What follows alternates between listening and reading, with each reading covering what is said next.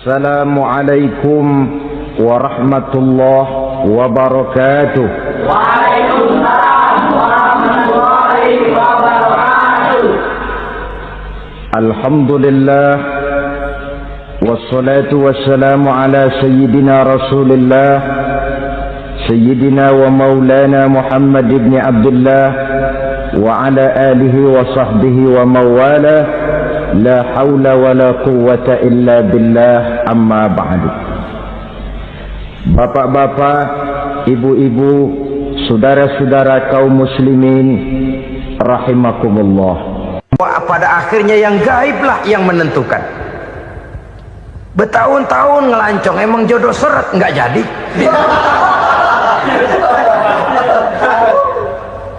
Begitu kenal baru setengah malam nginep ditangkap hansip kan.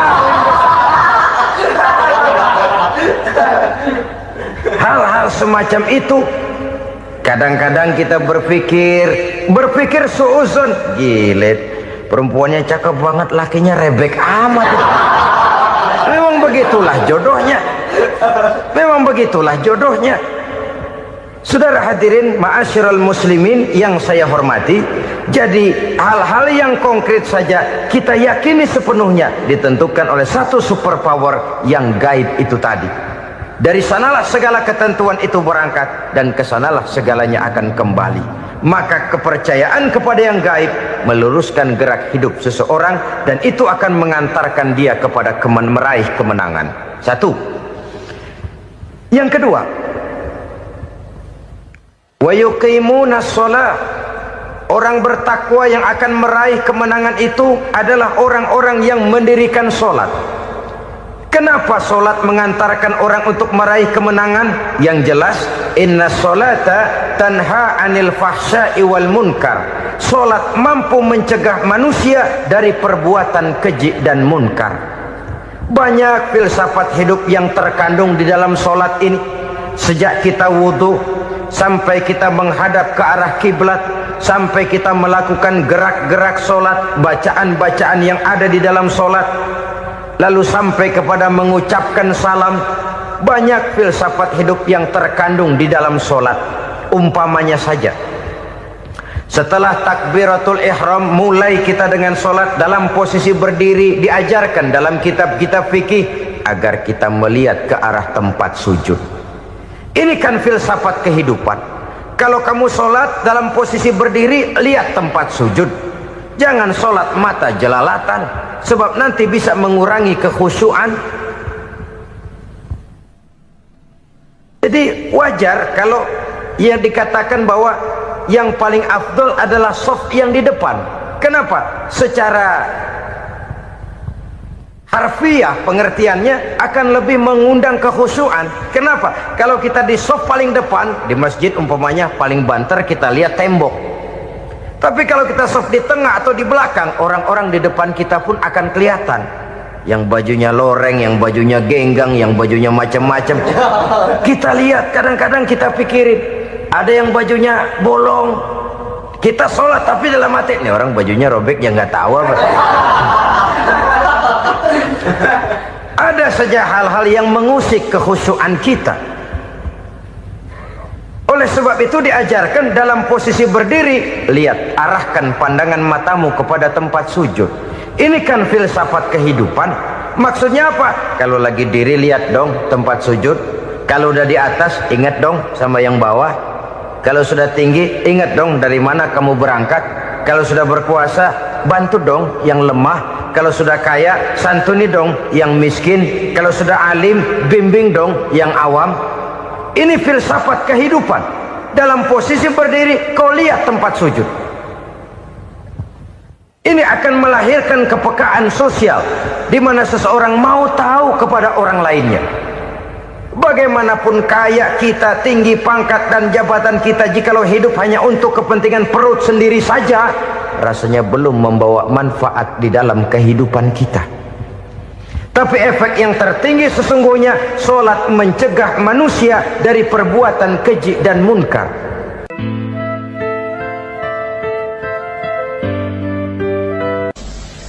Bapak-bapak, ibu-ibu, saudara-saudara kaum muslimin rahimakumullah. Di dalam kehidupan kita sebagai seorang muslim, minimal 5 kali dalam sehari semalam kita mendengar seruan untuk mendirikan solat yang disebut azan. Ada kalimat menarik di dalam kalimat azan itu, yakni seruan hayya 'alal falah, marilah menuju kepada keberuntungan, marilah meraih kemenangan. Seruan ini adalah kecenderungan dari setiap manusia, apapun warna kulitnya. Artinya, setiap orang dalam hidup selalu ingin meraih dan mencari kemenangan. Kemenangan akan melahirkan kepuasan batin, dan kepuasan batin memberikan kebahagiaan. Sedangkan kekalahan melahirkan penderitaan batin, dan penderitaan batin menjerumuskan seseorang di dalam berbagai bentuk kerugian. Jikalau inilah seruan azan, maka masalahnya ialah apa yang menyebabkan kita meraih kemenangan.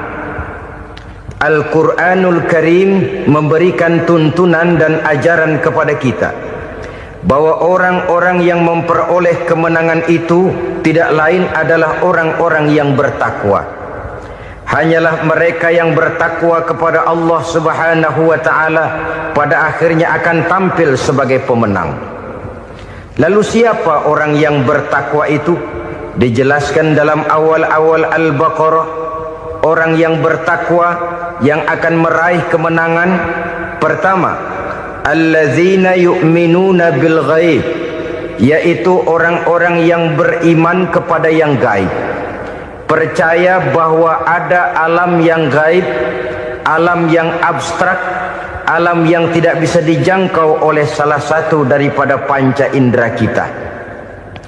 Mereka percaya dan beriman kepada adanya malaikat, beriman kepada adanya iblis dan jin, beriman kepada adanya alam kubur, beriman kepada adanya alam mahsyar, beriman kepada adanya alam akhirat, beriman kepada adanya surga dan neraka. Beriman bukan cuma sekedar beriman dalam ucapan bibir saja, tetapi beriman yang nilai iman itu mampu mewarnai gerak dan gaya hidupnya.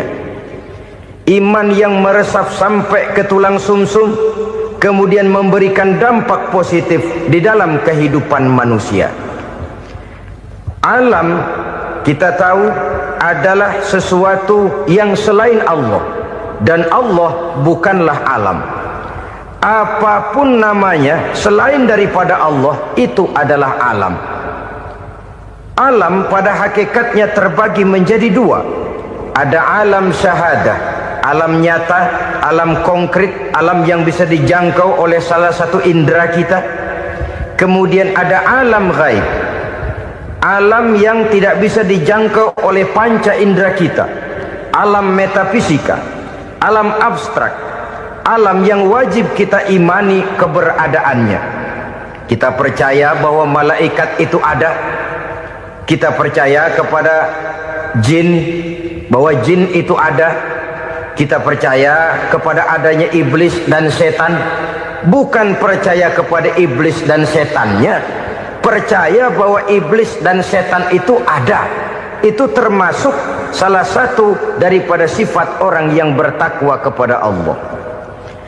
Saudara-saudara kaum muslimin rahimakumullah, kecenderungan pembangunan yang lebih bersifat materialistis biasanya menggeser aspek kehidupan rohani. Orang berpikir empirik, dan dalam pola pikir yang demikian maka alam gaib tidak lagi mendapat perhatian. Aspek kehidupan yang bersifat rohaniah malah mulai ditinggalkan. Akibatnya terjadilah kepincangan di dalam kehidupan kita. Pernah ada satu pengalaman pribadi dalam perjalanan kembali ke tanah air. Dalam pesawat di sebelah kanan saya duduklah seorang Jerman namanya Heiner Simonsen. Iseng saya ajak kenalan, saya ajak ngobrol, saya tanya dia. Saya bilang, Mas Henner ini, kalau pesawat yang kita tumpangi ini jatuh ke bawah, kira-kira apa yang bakal terjadi, Mas? Dia bilang, kita semua akan mati. Begitu? Iya. Oke. Apa itu mati? Tanya saya. Dia bilang, untuk tahu apa itu mati, kita harus tahu lebih dahulu apa itu hidup. Saya pikir nih bule bisa ngomong juga. Baiklah kata saya. Apa hidup menurut Anda itu? Oh, hidup itu dia bilang, kalau seluruh anggota badan kita bekerja secara normal, paru-paru memompa darah secara normal, jantung berdetak secara normal, sel-sel tubuh bekerja secara fit, dan organisme tubuh hanya mau bekerja secara normal, dia bilang, kalau kita memberi makan yang cukup, menu yang teratur, dan gizi yang lengkap. Saya bilang, kesimpulannya apa, Ner? Dia jawab, hidup adalah dari tangan ke mulut. Life is from the hand to the mouth, kata dia. Hidup adalah dari tangan ke mulut. Jadi masalah hidup tidak lebih daripada masalah isi perut. Orang pergi pagi, pulang sore, peras keringat, banting tulang, perut yang dibelain.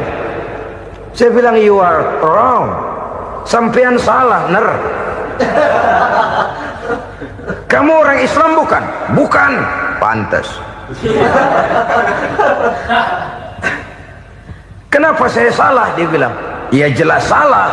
Salahnya di mana? Kamu ini manusia.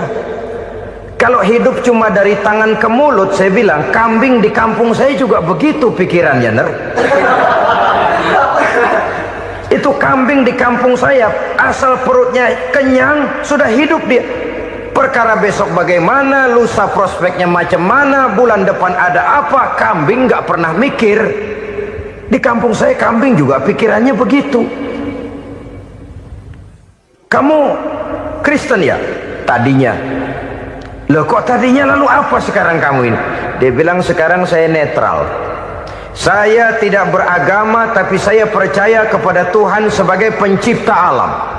Saya ingat benar dia bilang, I haven't any religious, but I believe to God as the creator of the world. Kenapa bisa netral begitu, Ner? Habis saya bingung katanya. Islam bilang Islam baik, Kristen bilang Kristen baik, Hindu Buddha bilang Hindu Buddha baik, semua agama baik. Saya netral sekalian, nggak beragama. Yang penting saya percaya kepada Tuhan. Saya bilang, Ner, kamu ini kayak orang mau beli celana, lalu bingung. Yang satu bilang Levi's bagus, yang satu bilang Blue Jean hebat, yang satu bilang Wool England hebat. Celana ini hebat, celana itu bagus, celana ini hebat. Semua celana bagus, kamu bingung. Akhirnya netral, tidak pakai celana. Itu juga salah. Saya pikir-pikir, kemudian saya melihat bahwa dua pola berpikir Henner ini nampaknya sudah mulai menggejala di lingkungan masyarakat bangsa kita. Disadari atau tidak, secara jujur kita harus berkata, dua pola pemikiran Henner ini mulai berkembang di tengah masyarakat bangsa kita. Pertama, pola pikir materialisme. Hidup adalah dari tangan ke mulut. Masalah hidup tidak lebih masalah isi perut. Itu yang perlu dibela, dan disitulah arti kehidupan. Pergi pagi, pulang sore, peras keringat, banting tulang untuk mempertahankan perut. Kalau sudah kemari cara orang berpikir, maka buat apa percaya kepada yang gaib? Untuk apa sholat? Untuk apa puasa? Untuk apa zakat? Untuk apa menghadiri majelis taklim? Tanpa kepercayaan kepada yang gaib, hidup berjalan menurut alur empiris dan materialis. Kalau sudah ke sana cara orang berpikir, biasanya orang lalu cenderung menghalalkan segala cara. Hanyalah orang yang percaya bahwa akhirat ada. Hanyalah orang yang percaya bahwa alam kubur itu ada. Hanyalah orang yang percaya bahwa malaikat itu ada, hidupnya akan lebih terarah dan terkendali.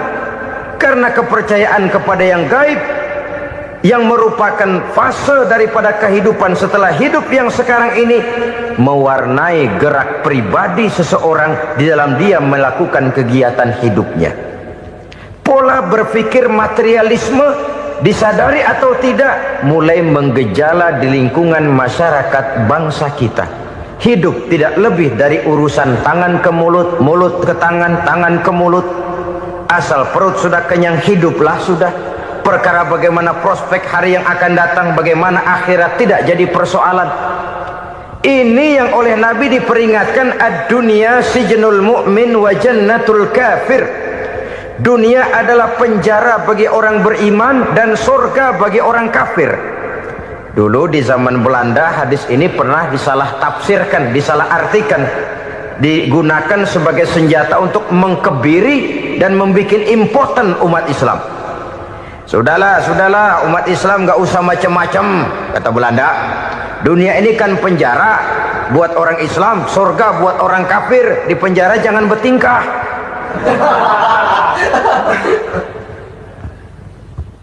Pengertiannya tidak begitu. Dunia adalah penjara bagi orang mukmin. Artinya dalam kehidupan dunia seorang mukmin tidak bebas memperturutkan hawa nafsunya. Di penjara hawa nafsunya itu. Sebaliknya, surga bagi orang-orang kafir. Buat orang kafir, surgalah dunia ini. Mereka bebas memperturutkan hawa nafsunya. Dilarang tidak terlarang, dicegah pun tidak tercegah. Mereka hidup menurut alur bisikan nafsu mereka sendiri. Kemudian bila ajal datang, maut merenggut nyawa, selesailah surganya sampai di situ. Maka bagi orang-orang yang tidak percaya kepada adanya akhirat, kepada adanya alam gaib, surganya sebatas umurnya. Sekali lagi, surganya sebatas umurnya. Bila umur selesai, ajal pun datang merenggut nyawa, selesailah sudah surganya sampai di situ. Alangkah pendeknya perjalanan orang-orang yang tidak percaya kepada alam gaib ini. Bagi kita mukmin, jikalau kita mampu memenjarakan hawa nafsu, kita bisa bahagia di dunia ini. Dan Islam memang tidak menyuruh kita sengsara di dunia. Raih dunia, kejar dunia, gapai dunia sebagai alat untuk mencapai kebahagiaan di akhirat nanti. Hidup adalah satu perjalanan panjang yang terbentang sejak kita terlahir dari alam rahim sampai kepada alam akhirat nanti.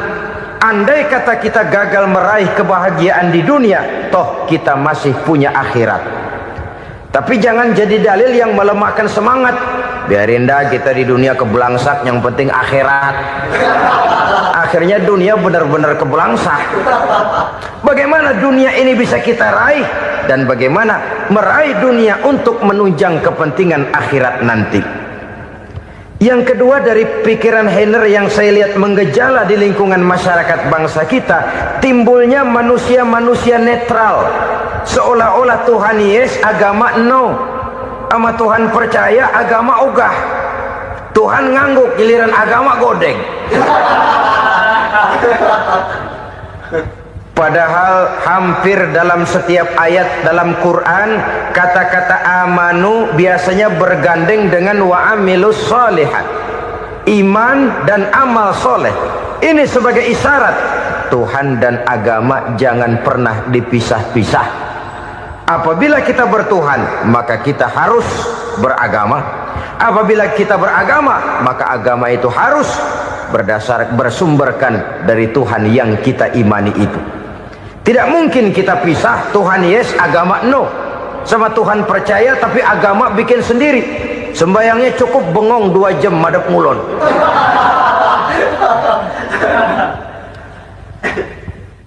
Saudara-saudara kaum muslimin rahimakumullah.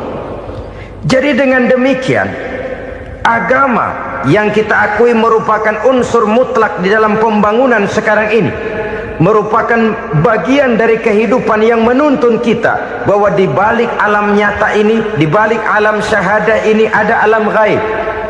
Dan mudabbir, murabbi, yang mengatur, yang menguasai, yang memelihara baik dia alam nyata, baik dia alam gaib, tidak lain adalah Allah Subhanahu wa ta'ala.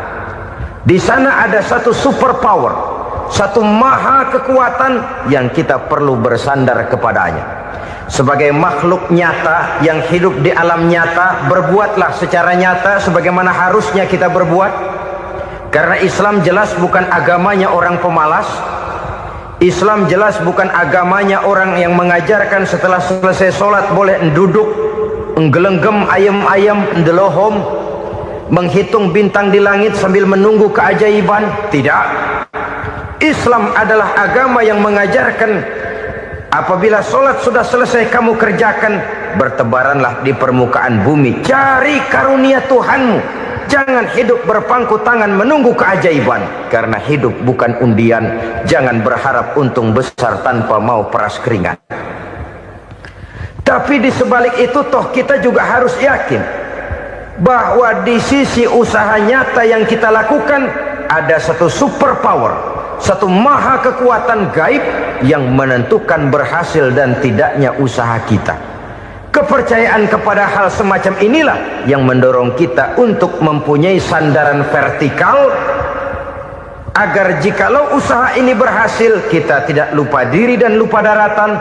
Jikalau usaha ini gagal kita tidak putus asa dan buruk sangka, tidak cupik pandangan dan sempit hati, tapi mampu melihat persoalan dengan kacamata putih sambil husnuzon kepada Allah Subhanahu wa ta'ala. Kita percaya malaikat itu ada yang namanya Raqib dan Atid, mengawasi gerak hidup kita sampai kepada gerak hati kita. Ini memberikan sugesti agar kita berhati-hati, tidak sejengkal tanah pun kita bisa berlindung dari pengawasan Raqib dan Atid. Ada Munkar Nakir yang akan menyoal kita di alam kubur. Ada malaikat Malik, penjaga neraka. Ada malaikat Ridwan yang menjaga surga. Kita percaya kepada adanya jin, kita percaya kepada adanya setan, iblis. Percaya kepada adanya, bukan mempercayai si setan, si iblis lalu menjadikannya sebagai teman. Tidak. Percaya bahwa mereka itu ada dan merupakan makhluk Allah yang gaib yang diciptakan Allah Azza wa Jalla. Kepercayaan kepada alam gaib memberikan motivasi terhadap gerak lahir manusia, sehingga dengan motivasi kepercayaan kepada yang gaib, gerak lahir jadi lebih terarah, jadi lebih terpelihara. Pernah seseorang bertanya, "Pak, apakah adanya akhirat bisa dibuktikan secara ilmiah?" Saya bilang tidak bisa, tidak bisa. Kenapa? Karena yang berangkat nggak pernah pulang kemari lagi. Kalau dia pulang kemari bisa kita tanya bagaimana enak di sono. Cuma secara moral saya katakan, lebih beruntung orang yang percaya kepada akhirat daripada yang tidak. Sekarang saudara percaya akhirat ada, lalu saudara baik-baik di dunia, sholat, puasa, zakat, menolong orang lain, menebarkan kebajikan.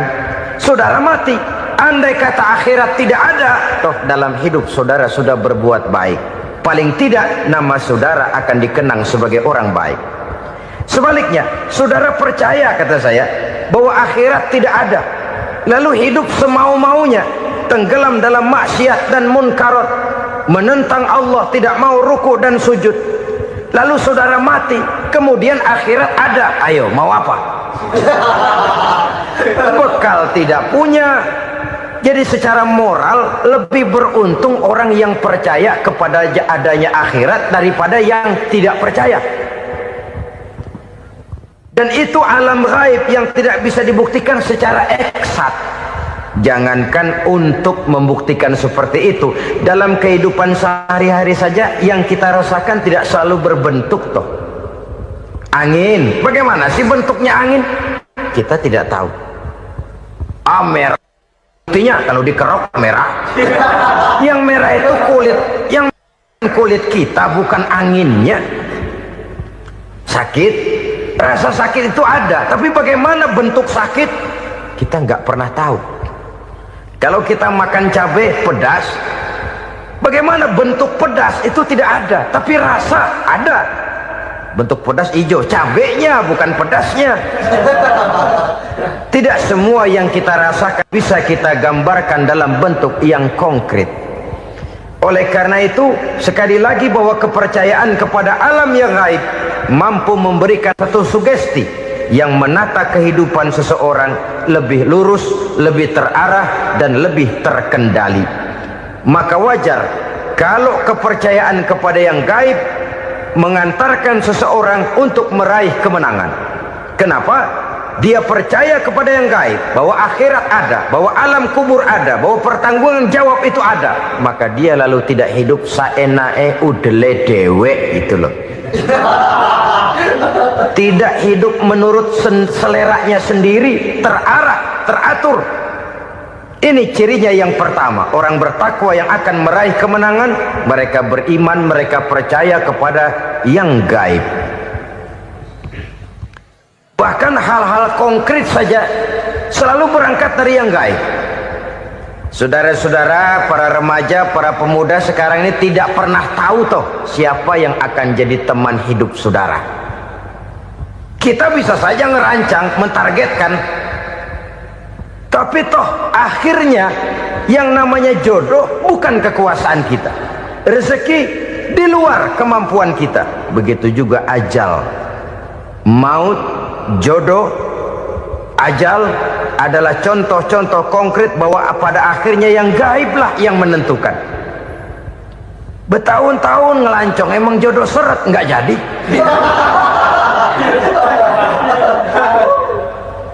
Begitu kenal baru setengah malam nginep ditangkap hansip kan.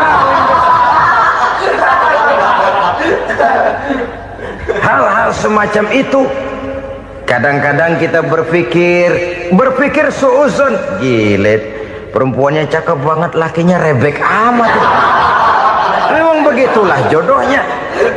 Memang begitulah jodohnya.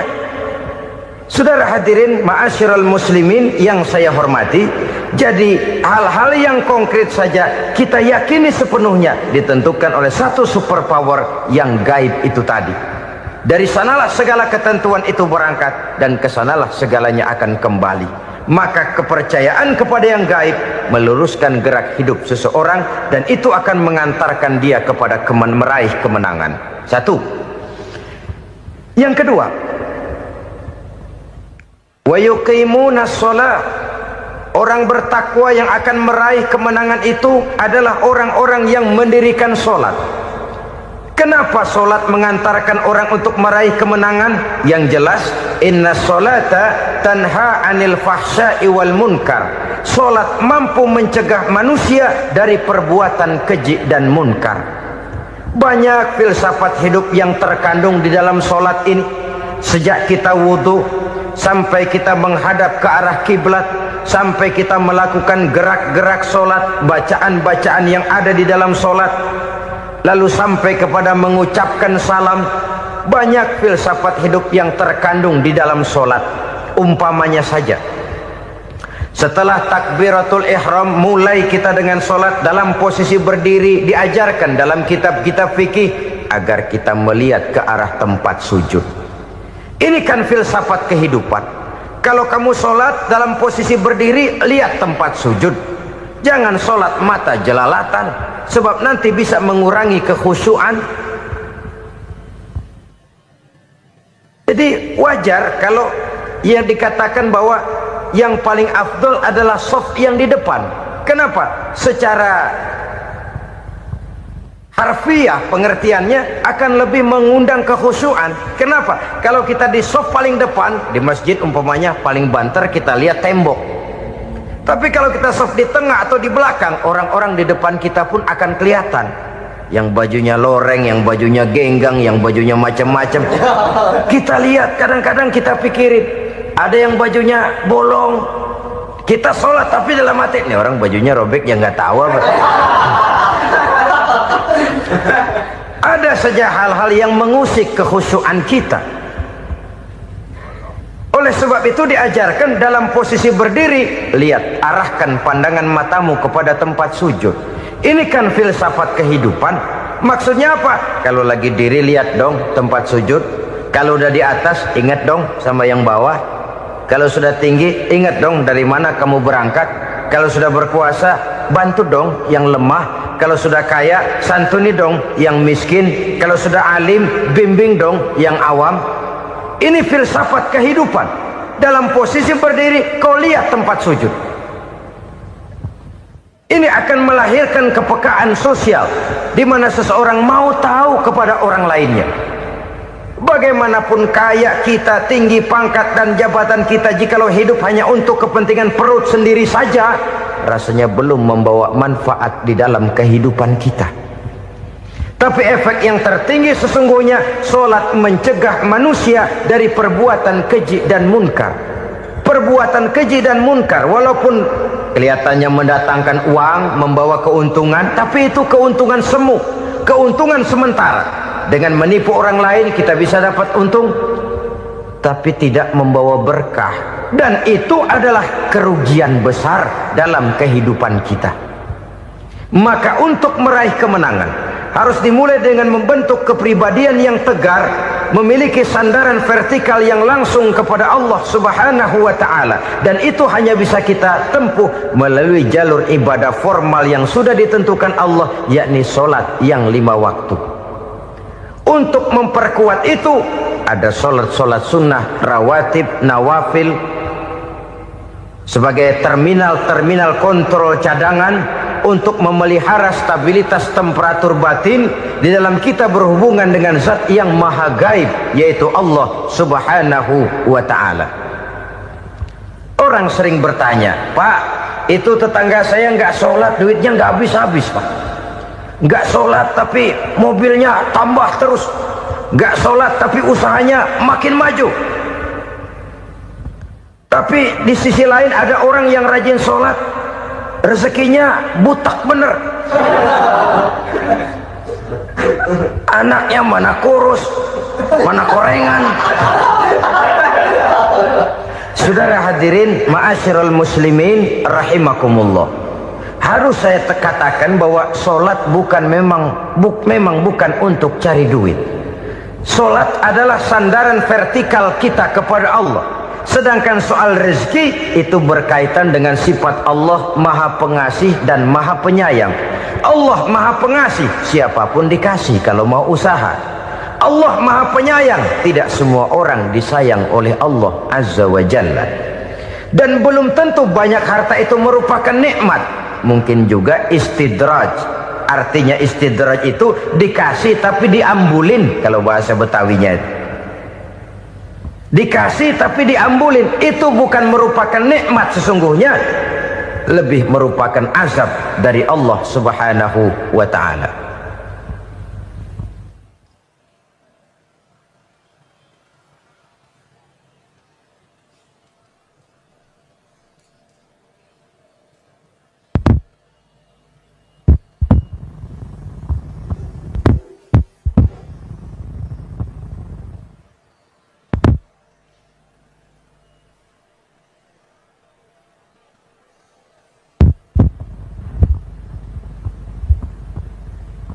Agama mempunyai sistem solat, dan kita umat Islam telah dituntun oleh Allah Subhanahu wa ta'ala yang wajibnya 5 kali dalam sehari semalam mendirikan solat, dan itu tentu berada dalam jangkauan kemampuan manusia. Pada awalnya barangkali kita memang merasa solat itu satu kewajiban, tapi semakin kita hayati makna, manfaat dan filsafat yang terkandung di dalam ajaran solat, semakin sampai kita kepada keyakinan bahwa solat adalah keperluan kita. Sehingga pada waktu tertentu dinilai puncaknya, kita tidak lagi akan berkata saya wajib solat, tapi kita akan berkata saya perlu solat. Kalau kita sudah merasakan itu adalah keperluan kita, nah di sanalah kita baru akan merasakan ruginya kalau hal itu tidak kita laksanakan. Sepanjang kita masih berkata saya wajib sholat, kita akan lebih merasakan dia sebagai beban ketimbang sebagai keperluan. Yang jelas Allah tidak memerlukan ibadah yang kita laksanakan ini. Dengan kata lain, Andai kata satu dunia penuh ini orang tidak ada yang sholat satu pun, Allah tidak akan turun dari jabatan Tuhan. Jangan lalu berpikir kalau kita ngambek se-RW kagak sembahyang Tuhan tekor kali ini ya. Tentu tidak. Itu perlunya kita, bukan perlunya Allah.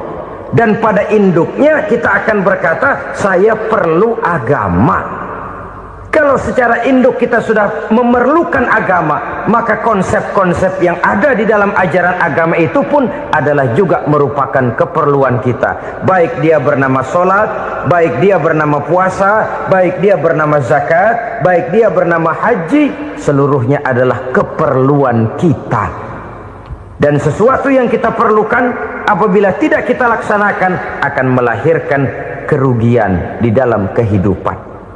Jangan heran kalau kita membaca riwayat perjalanan hidup para salafus soleh, orang-orang soleh. Ada yang tahajud sampai 100 rakaat, ada yang sholat malam kakinya sampai bengkak.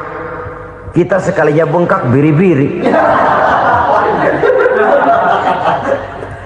Ada yang sholat membaca surah dalam Al-Quran sampai khotam Quran. Kok mau?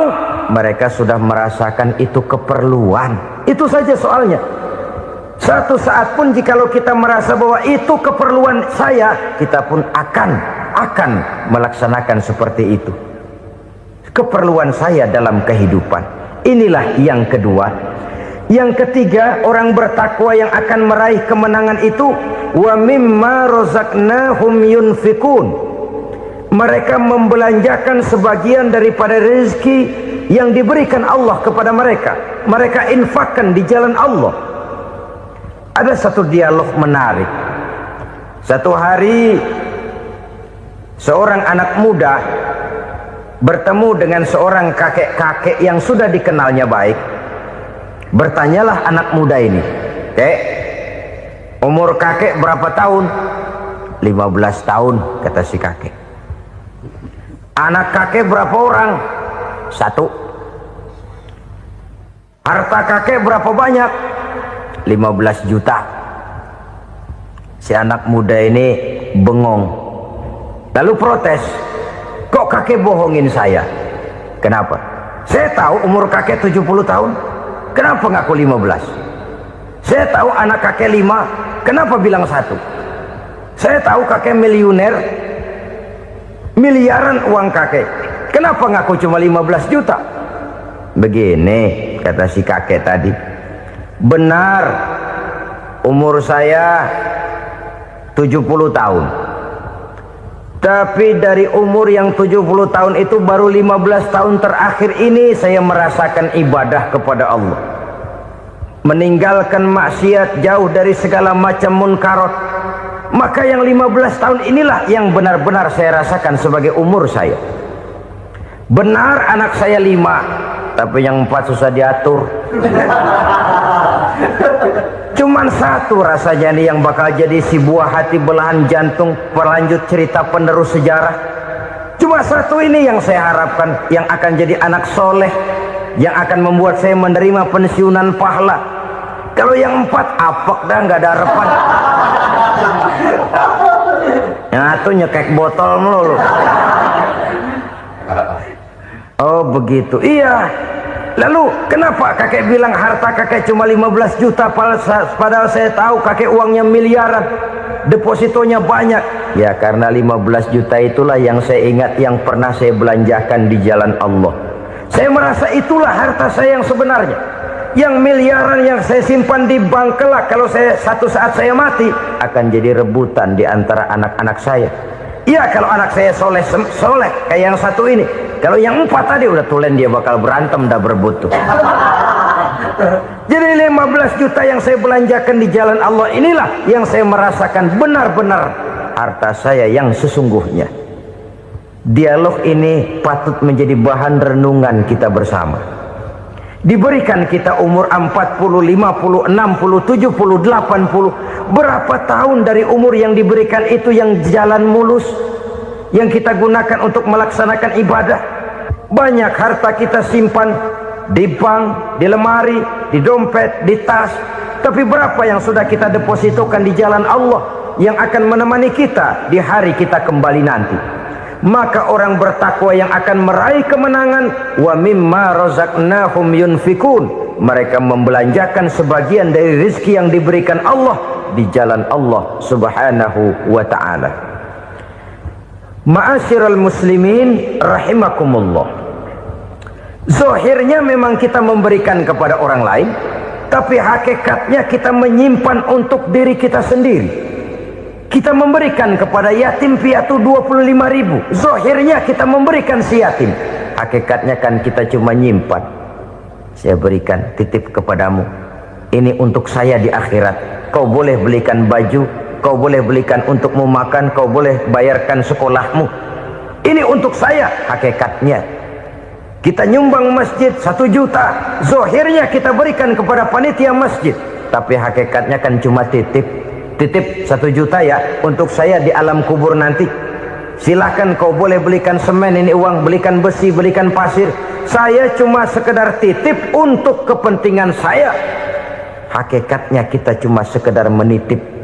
Sebagaimanapun pada hakikatnya, apapun yang kita miliki dalam kehidupan kan cuma sekedar hak guna pakai, bukan hak milik mutlak. Harta kita, rumah kita, kendaraan kita, kebun kita, pabrik kita, hak guna pakai saja. Hak milik mutlak cuma untuk Allah subhanahu wa ta'ala. Saudara-saudara kaum muslimin rahimakumullah, ini yang ketiga. Kemudian yang keempat, orang-orang bertakwa yang akan meraih kemenangan,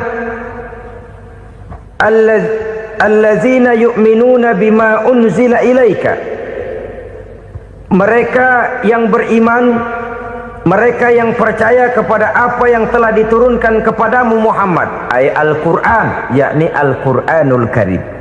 Setelah percaya kepada yang gaib, mendirikan solat, kemudian menginfakkan sebagian dari rezeki yang diberikan Allah, mereka juga lalu percaya kepada yang diturunkan terhadap Nabi, yaitu tidak lain Al-Quranul Karim.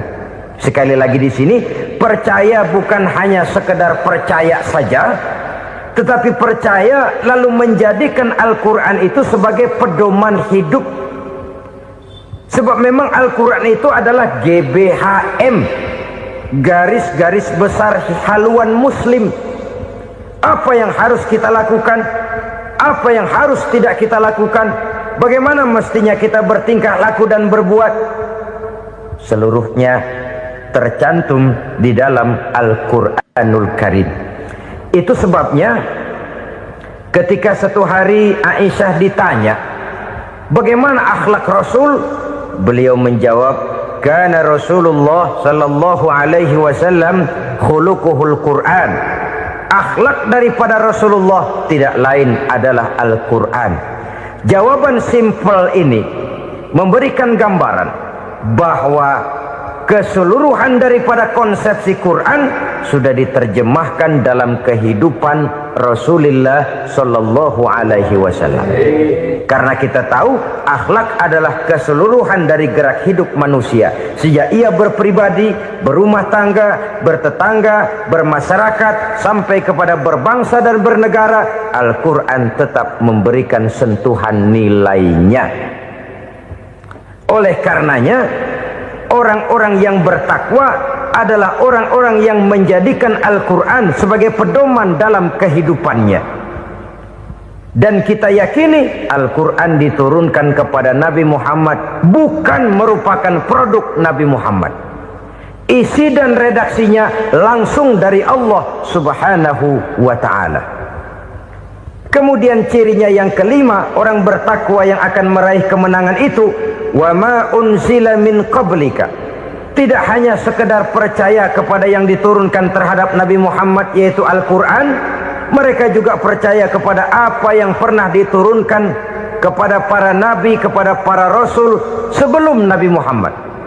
Percaya kepada adanya suhuf, percaya kepada adanya Taurat, percaya kepada adanya Injil, percaya bahwa Allah dahulunya sudah menurunkan Taurat kepada Musa, percaya bahwa Allah sudah menurunkan Injil kepada Isa, percaya Injil ada, Taurat ada, diturunkan Allah untuk Isa dan Musa, tetapi tidak wajib mengamalkannya karena kita sudah diberikan Al-Quranul Karim.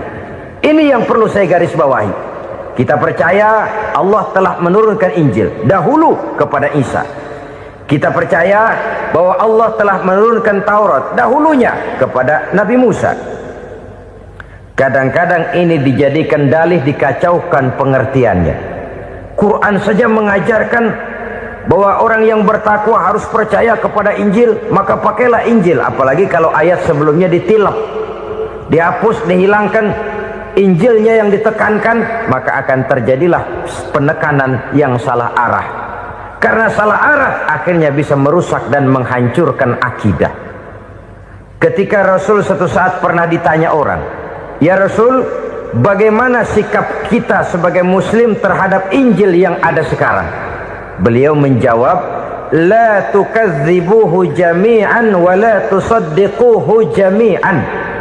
Jangan didustakan seluruhnya, jangan juga dibenarkan semuanya.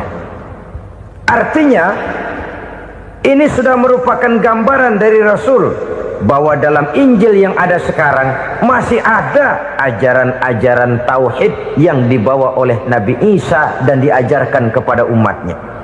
Tapi juga dalam Injil yang sekarang ini sudah terkena intervensi dan investasi manusiawi. Karena itu Rasul menyimpulkan, la tukadzibuhu jami'an wa la tusaddiquhu jami'an. Jangan didustakan semua, jangan dibenarkan seluruhnya. Kita memang percaya Allah telah menurunkan Injil kepada Nabi Isa dulu, tapi kita tidak wajib mengamalkan Injil. Kita percaya Allah telah menurunkan Taurat kepada Nabi Musa, tapi kita tidak wajib mengamalkan kitab ajaran Taurat. Yang wajib kita percayai dan kita amalkan hanyalah Al-Quranul Karim. Kenapa? Oleh karena baik yang ada di dalam Taurat, baik yang ada di dalam Injil, tentu tercakup di dalam Al-Quran sebagai kitab terakhir yang diturunkan oleh Allah Subhanahu wa Ta'ala. Dan itu wajar. Kalau seorang pejabat mau mengeluarkan satu keputusan baru, tentu dia harus meninjau keputusan-keputusan lama. Andai kata dianggap tidak berlaku, dianggap tidak relevan lagi, maka keputusan-keputusan lama itu tentu sudah dianggap tidak berlaku. Sebagian daripada aturan-aturan dalam keputusan lama yang masih dianggap relevan tercantum dalam keputusan baru yang wajib diamalkan. Begitulah hubungannya antara Al-Quran, Taurat, Zabur, dan Injil. 4 kitab samawi yang diturunkan Allah masing-masing kepada Zabur untuk Nabi Daud, Taurat untuk Nabi Musa, dan Injil untuk Nabi Isa alaihi wassalatu wassalam.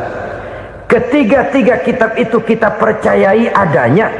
Kita yakini Allah telah menurunkan Zabur, Taurat, dan Injil, tapi kita tidak wajib mengamalkannya. Yang wajib kita mengamalkannya sekarang ini tidak lain hanyalah Al-Quranul Karim saja, karena ia mencakup apa yang ada di dalam Zabur, apa yang ada di dalam Taurat, dan apa yang ada di dalam Injil.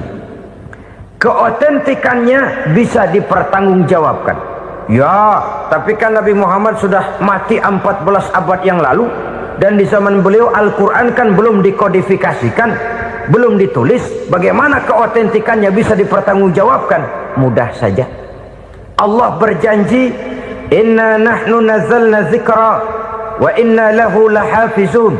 Kami yang menurunkan Al-Quran dan kami yang akan menjaga dan memeliharanya. Allah turunkan Quran, Allah menjaganya. Bagaimana cara Allah menjaga Al-Quran itu? Banyaknya orang-orang yang hafaz Al-Quran. Hafaz Al-Quran 30 juz, 114 surah, 6.666 ayat. Sehingga jangankan satu kata, jangankan satu ayat, satu kalimat saja berubah sudah akan timbul reaksi dan mudah dimengerti. Kenapa? banyak orang-orang yang hafaz Al-Quran. Sedangkan pada setiap akhir tahun biasanya malaikat Jibril selalu mengadakan checking terhadap ayat-ayat yang diturunkan pada waktu itu. Di zaman Nabi sendiri sudah ada usaha kodifikasi. Dan yang lebih luar biasa lagi, sampai hari ini tidak seorang pun mampu membuat satu ayat saja semacam Al-Quran.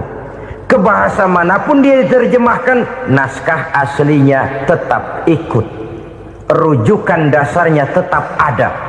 Berdasarkan itu maka tidak mungkin terjadi penyelewengan terhadap atau pemalsuan terhadap ayat-ayat Al-Quranul Karim. Kesuciannya, keotentikannya, kemurniannya bisa dipertanggungjawabkan. Ma'asyiral muslimin rahimakumullah. Oleh karenanya, konsepsi dasar daripada ajaran Islam ini memang tidak lain adalah Al-Quran dan Sunnah. Isi daripada agama Islam yang merupakan iman, Islam dan ihsan, konsepsi dasarnya tidak lain adalah Al-Quran dan Sunnah Rasulullah Sallallahu Alaihi Wasallam. Maka yang kita perlukan sekarang ini adalah terjemahan Al-Quran di dalam kehidupan kita. Dengan demikian, maka gaya kehidupan yang lebih Qurani itulah yang kita dambakan. Kita perlu memang terjemahan Quran dalam bahasa Inggris, dalam bahasa Belanda, dalam bahasa Jepang, tapi yang lebih kita perlukan adalah terjemahan Quran di dalam kehidupan kita. Konsekuen, tidak memanipulasi, ringan sama kita jinjing, berat sama kita pikul. Jangan kalau lempengan ayat Quran tuh kira-kira enak diamalin, keras teriakan kita. Giliran kira-kira ayat Quran itu mukul kepala kita sendiri, diam kita. Itu ciri yang pernah disindir Allah dalam awal-awal Baqarah juga. Ciri beragamanya orang yang munafik. Kullama adha'a lahum masyawfi, kata Allah, wa iza azlama alaihim qamu. Apabila terang mereka jalan, apabila gelap mereka berhenti. Artinya kalau kira-kira di Islam nguntungin, rame-rame pada teriak Islam. Tapi ketika diminta untuk berjuang, ketika dituntut untuk berkorban, rame-rame mengundurkan diri. Nasib agama tidak ubahnya seperti daun pisang yang dikait orang di tepi jalan lantaran tak berpayung di ketika hari hujan. Manakala hujan usailah sudah, daun itu pun dicampakkan di tepi jalan, diinjak pula orang nan lalu. Artinya orang menjadikan agama cuma sebagai lipstick, decoration only, tidak konsekuen. Hanya pada saat-saat kelihatannya Islam membawa keuntungan, rame-rame orang teriak-teriak tentang Islam. Tapi jikalau diminta berjuang, jikalau dituntut untuk berkorban, biasanya rame-rame juga mengundurkan diri. Jangan heran kalau mayoritas hitungan kita, tapi minoritas peranan kita. Kuantitas kita dalam jumlah, tapi dalam kualitas kita lebih sering jadi penonton daripada jadi pemain.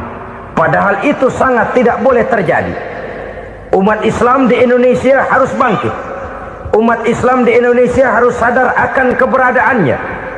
Tidak boleh hanya jadi penonton berpangku tangan. Karena memang agama kita juga mengajarkan untuk konsekuen di dalam menjabarkan ajaran-ajaran daripada agama kita. Kita sering jatuh menjadi umat yang lemah oleh karena kita ini tidak pandai menggalang kebersamaan yang diakibatkan tidak konsekuennya kita. Diistilahkan bahwa umat Islam di dalam menggalang kebersamaannya itu harus seperti orang main sepak bola. Saudara-saudara kan tahu orang main sepak bola itu. Orang main sepak bola, kalau pertandingan belum dimulai sih silakan saja kumpul di luar lapangan, atur strategi yang baik.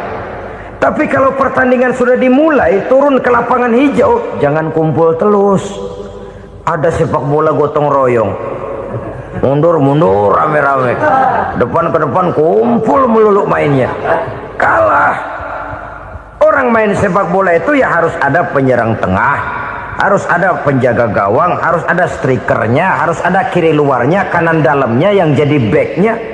Posisi boleh bermacam-macam, tapi yang penting saling ngoper untuk menggolkan gawang lawan. Begitulah umat Islam ini. Boleh ada yang jadi pejabat, boleh ada yang jadi pengusaha, boleh ada yang jadi petani, silakan ada yang jadi seniman, ada yang jadi penyair, ada yang jadi artis sekalipun. Tapi kalau sudah berhasil menguasai bola, jangan lupa operannya. Operan itu yang langka. Kita ini muslim kadang-kadang kalau sudah memegang menguasai bola, kalau belum mau mampus, belum mau ngoper. Nanti kalau sudah nggak punya bola, baru mau ngoper. Kalau sudah dengar-dengar mau dekat pensiun, baru mau jihad, baru mau berjuang, baru mau ngurus pesantren. Tanda tangan sudah tidak laku, memo sudah tidak dihargai, baru mau berjuang. Kemarin kemana, Mas? Kita tidak pandai memanfaatkan posisi. Dengan kata lain, kalau kembali kepada persoalan kita, konsekuensi kita terhadap agama yang kita anut ini belum ideal. Kita masih lebih sering berislam ini pada saat-saat yang menurut perhitungan kita membawa keuntungan. Tapi kalau diminta berjuang, dituntut berkorban, yang itu pun hakikatnya adalah untuk kepentingan kita juga. Allah tidak pernah menuntut kita untuk jihad bagi kepentingan Allah, itu tidak. Berjuang menegakkan agama Allah, apakah untuk kepentingan Allah? Tidak. Untuk kepentingan kita. Sebab nilai-nilai jihad itu pada akhirnya akan membawa kita kepada satu kebahagiaan. Setidaknya kalau tidak di dunia, tentu di akhirat sebagai syahid. Oleh karena itu, pada bagian akhir ini saya ingin mengajak, marilah kita konsekuen. Sekali kita berkitabkan Al-Quranul Karim, mari dia kita jadikan pedoman. Jangan cuma kita jadikan sebagai penghias dinding, pelengkap rumah, bahwa di rumah kita ada Al-Quran, tapi yang baca kecoa. Habis pada bolong tuh Quran. Yang penting kan punya Quran. Ditaruh di pintu rumah, biar apa? Biar kuntilanak kagak masuk katanya. Ya apa itu nasib Quran, cuma kerjanya jaga pintu, ngusir kuntilanak, ngusir memedi. Bagaimana kita hidup menurut tuntunan Al-Quran? Kadang-kadang tidak pernah menjadi masalah bagi kita. Maka bagaimanakah Al-Quran akan mungkin membawa keberkahan dalam hidup kalau ajarannya kita injak-injak dalam keseharian kita?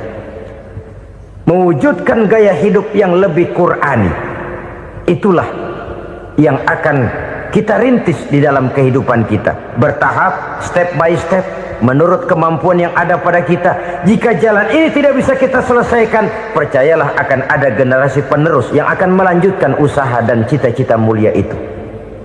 Jadi percaya kepada Taurat, percaya kepada Injil, sekadar percaya Allah dahulunya sudah menurunkan itu, tapi kita tidak wajib mengamalkannya. Kenapa? Generasi Injil masa berlakunya sudah kedaluarsa. Taurat masa berlakunya sudah kedaluarsa. Injil pernah berlaku untuk orang Nasrani di zaman Nabi Isa. Taurat pernah berlaku untuk orang Yahudi di zaman Nabi Musa. Setelah generasinya berlalu, datang Rasul penutup yang membawa Al-Quranul Karim.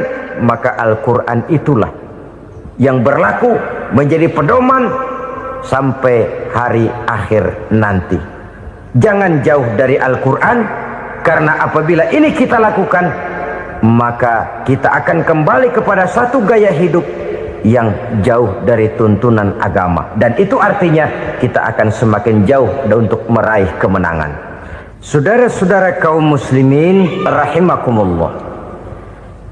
Yang keenam, yang terakhir, orang-orang bertakwa yang akan meraih kemenangan itu wabil akhirati hum yuqinun.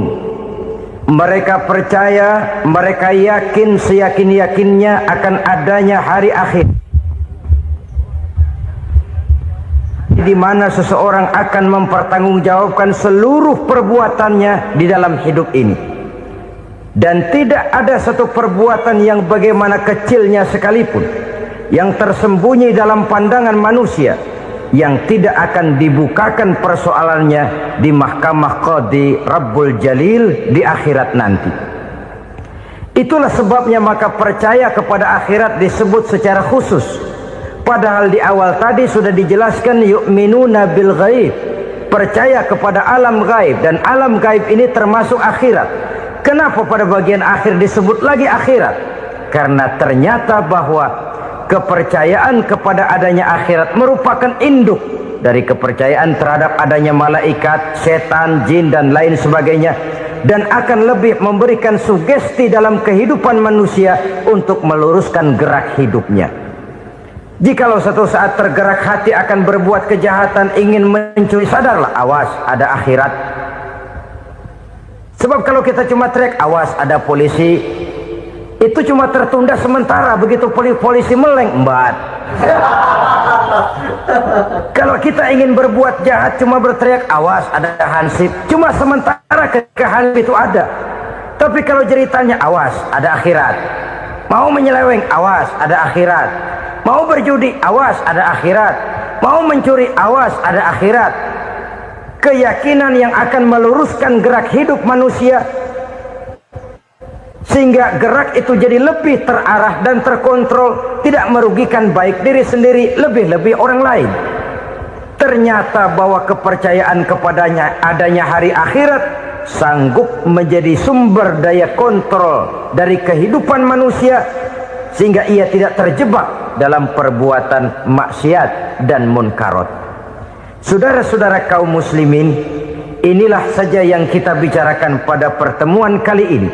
Semoga Allah subhanahu wa ta'ala memberikan kekuatan zahir dan batin kepada kita untuk dapat meraih kemenangan dengan beriman kepada yang gaib, mendirikan solat, membelanjakan sebagian dari rezeki yang diberikan Allah, percaya kepada Al-Quran, beriman kepada kitab-kitab yang diturunkan sebelum Al-Quran, lalu meyakini adanya hari akhirat. Terima kasih atas segala perhatian, mohon maaf atas segala kekurangan. Usikum wa nafsi bitaqwallah. Wassalamu alaikum warahmatullahi wabarakatuh. Waalaikumsalam warahmatullahi wabarakatuh. Alhamdulillah, la hawla wa la quwwata illa billah, amma ba'du. Bapak-bapak, ibu-ibu, saudara-saudara kaum muslimin rahimakumullah. Yang celakanya lagi, lahirlah budaya jilat menjilat, upeti dan lain sebagainya, asal tujuan bisa tercapai. Sementara itu yang miskin ingin cepat menjadi kaya, sedang yang kaya ingin menjadi lebih kaya lagi.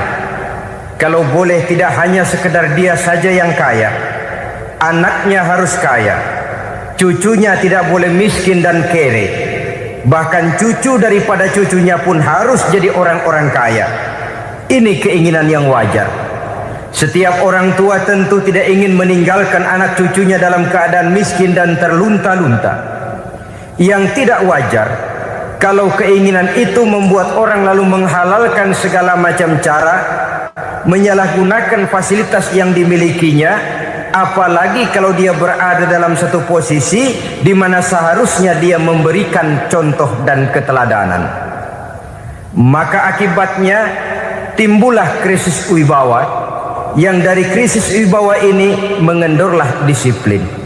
Sesungguhnya orang lalai, orang tidak mau berdisiplin karena di mukanya, di matanya, dalam pandangannya tidak ada lagi orang yang dianggapnya berwibawa. Dan wibawa itu hilang oleh karena orang merasa tidak ada keteladanan yang patut dijadikan contoh dalam kehidupannya. Inilah sesuatu yang kurang dirasakan di zaman kita sekarang ini. Bukan kurangnya teori, bukan kurangnya segala macam kaedah dan dalil, tetapi yang kita rasakan sekarang ini kurangnya contoh dan keteladanan dari orang-orang yang seharusnya memberikan contoh dan keteladanan itu. Berangkat dari sejarah dan kehidupan Rasulullah sallallahu alaihi wasallam, keberhasilan yang beliau peroleh, salah satu dasar utamanya ialah satunya kata dan perbuatan. Tidak bermental ganda, tidak bermain minyak di atas air, tidak menggunting dalam lipatan. Lidahnya adalah hatinya, ucapannya adalah perbuatannya, dan apa yang beliau ajarkan kepada orang lain, beliaulah pelaksana pertamanya. Saudara-saudara kaum muslimin rahimakumullah. Sementara itu pada sisi lain, yang miskin ingin cepat menjadi kaya, maka ia terjebak dalam prinsip tujuan menghalalkan cara apapun saja dilaksanakan asal dia bisa segera menjadi kaya. Maka salah satu jalan yang banyak dilaksanakan orang untuk mencapai kekayaan tanpa harus peras keringat dan banting tulang seperti umumnya orang adalah melalui satu jenis permainan yang umumnya kita kenal dengan nama judi. Ada dua bentuk dan pola daripada judi. Walaupun seiring dengan kemajuan ilmu pengetahuan dan teknologi canggih, peradaban manusia semakin tinggi, maka jenis macam judi yang dimainkan oleh manusia ikut-ikut menjadi canggih. Tetapi pada umumnya ada dua jenis macam judi itu. Pertama, ada judi yang dilakukan secara langsung, dalam arti seorang petaruh berhadapan dengan bandar atau orang berhadapan dengan orang.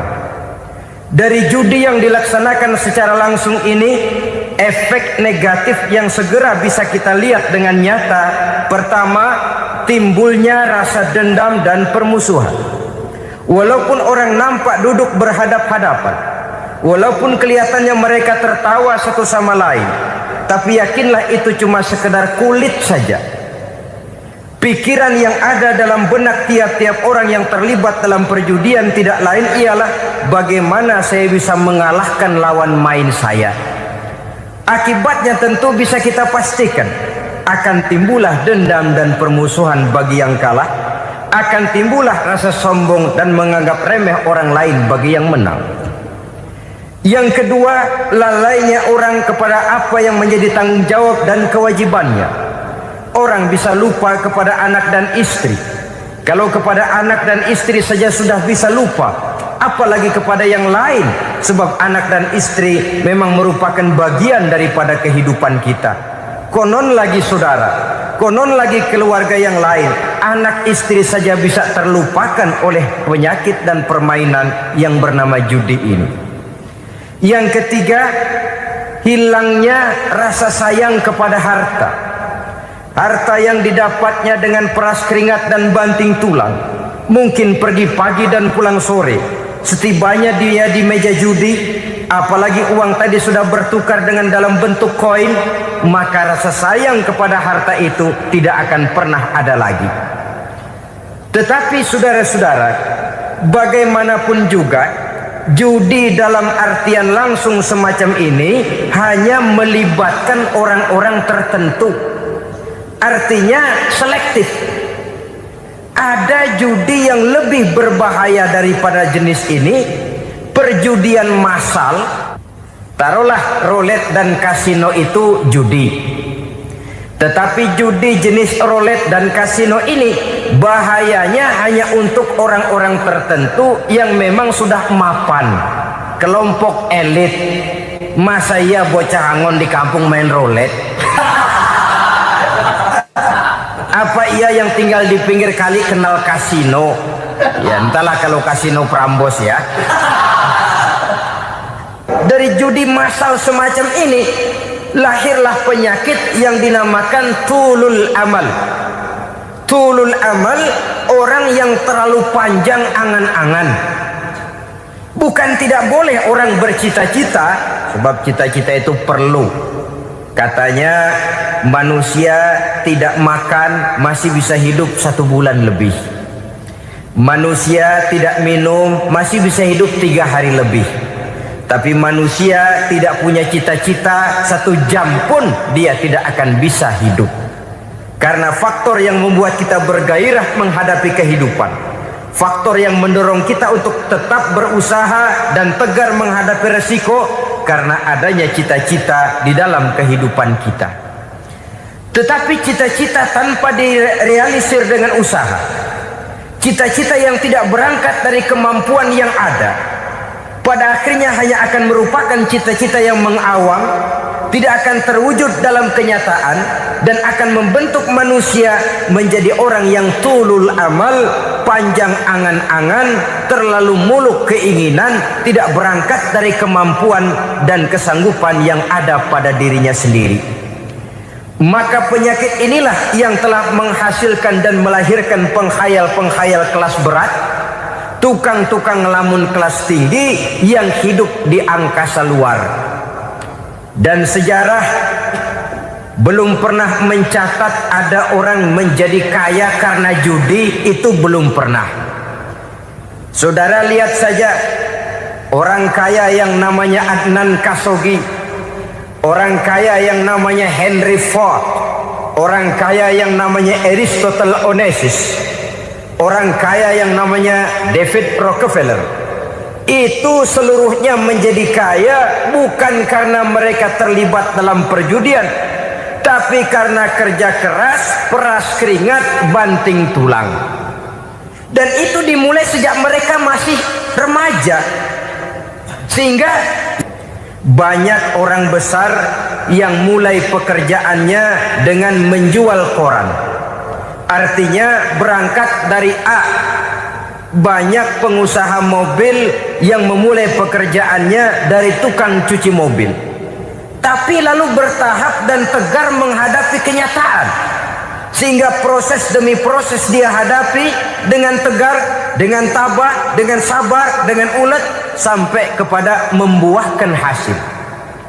Kita ingin pintas, kayaknya mau, usahanya tidak mau, senengnya mau, peras keringatnya tidak mau.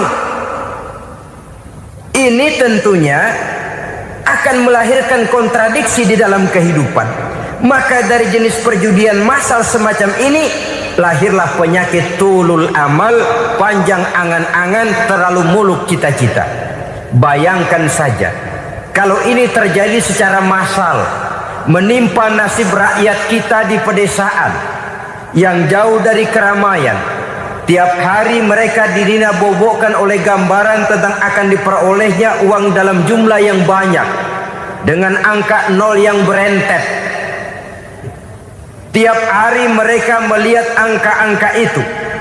Mereka lambat laun akan terseret dalam arus tulul amal ini. Panjang angan-angan, muluk cita-cita, hanya dengan mengandalkan meja perjudian. Akibatnya timbul penyakit yang kedua, yang ketiga, yaitu malas berusaha. Orang kalau sudah terlalu asik berkhayal, menghitung bintang di langit, malas berusaha. Kalau ada temannya kerja jadi buruh kasar, bawa hasil yang merupakan jerih payah dan peras keringat dia, 1 minggu bergaji 10-15 ribu, diketawain. Apaan gaji lu 10 ribu, 15 ribu? Entar gua nih kalau ketembus 100 juta, entar. Yang 10 ribu dan 15 ribu keringat orang itu dihina, itu dicela. Tetapi dia selalu menghitung, entar nih gua. Entarnya wallahu a'lam. Saudara hadirin yang saya muliakan, timbullah sikap malas. Padahal di tengah negara sedang membangun di berbagai bidang kehidupan. Maka sifat malas ini merupakan musuh kita, baik mengejar kemiskinan, baik mengejar kebodohan dan keterbelakangan kita di sektor-sektor lainnya. Alangkah akan terganggunya roda pembangunan di negara kita ini jikalau sebagian besar rakyat dihinggapi oleh penyakit malas, yang malas ini dilatar belakangi oleh penyakit tulul amal, terlalu muluk angan-angan, yang angan-angan ini dininabobokan oleh keinginan untuk mendapatkan untung yang besar tanpa peras keringat dan banting tulang. Sasaran yang lebih jauh, dan ini yang paling kita khawatirkan, hancurnya kubu-kubu pertahanan moral daripada bangsa kita. Kita sependapat bahwa lebih penting daripada membangun jembatan adalah membangun manusia yang membangun jembatan. Bahwa lebih penting daripada mengaspal jalan raya adalah membangun mental manusia yang melaksanakan pengaspalan itu. Dengan kata lain, membangun dan mempersiapkan manusia pembangunan. Tanpa itu, maka saya merasa khawatir kalau nanti kita tidak akan sampai kepada target yang kita harapkan oleh karena kandas di tengah jalan. Saudara-saudara kaum muslimin rahimakumullah, Islam sebagai agama yang mengajarkan manusia untuk berusaha dan mengeluarkan segala kemampuan untuk melaksanakan segala usahanya itu, sangat membenci sifat malas, sangat membenci sifat tulul amal atau panjang angan-angan. Dan oleh karena judi melahirkan dua sifat itu, Islam sangat menganjurkan pengikutnya untuk menjauhi segala macam jenis perjudian, baik yang terang-terangan maupun yang dilakukan secara samar-samar, tidak ketara, judi canggih sesuai dengan canggihnya teknologi daripada manusia itu sendiri. Ini adalah penyakit yang meracuni masyarakat manusia dari sejak berpribadi, bertetangga, berumah tangga, sampai kepada berbangsa dan bernegara. Dan kasus-kasus yang timbul sudah cukup banyak, yang tidak mungkin lagi kita katakan hanya sekedar bersifat kasuistis, bersifat kasus-kasus kecil saja. Sebelum riaknya naik ke permukaan, marilah kita membuat benteng untuk masing-masing pribadi muslim memelihara dan menjaga diri jangan terseret dalam permainan yang bernama judi, apapun bentuknya, bagaimanapun cara dan ragamnya. Karena jelas bahayanya lebih besar daripada manfaatnya. Taruhlah kita barangkali kemarin-marin hanyut dalam arus perjudian, tetapi hendaknya kita bisa mengambil pelajaran bahwa seorang mukmin adalah seorang yang apabila dia melakukan kesalahan, dia segera sadar, dijadikannya pelajaran untuk tidak diulanginya lagi pada masa-masa yang akan datang. Dengan sikap semacam itu, kita tidak lagi akan mengulangi kesalahan-kesalahan lama, dan grafik kehidupan kita dari hari ke hari akan makin menunjukkan hal-hal yang baik dan positif adanya. Saudara-saudara kaum muslimin rahimakumullah, kalau ABRI masuk desa, rakyat beruntung. Kalau jaksa masuk desa, rakyat bahagia. Kalau koran masuk desa, rakyat ikut jadi cerdas. Tapi kalau judi masuk desa, rakyat kiamat. Pembangunan akan terbengkalai, roda perekonomian akan lesu. Karena mestinya orang membelanjakan uang untuk sesuatu yang dia perlukan, akhirnya dia belanjakan untuk sesuatu yang dia tidak perlukan, karena gambaran, khayalan akan mendapat keuntungan yang jauh lebih besar lagi. Padahal istilah orang-orang tua kita dulu, lebih baik makan singkong betulan daripada makan roti ngimpi.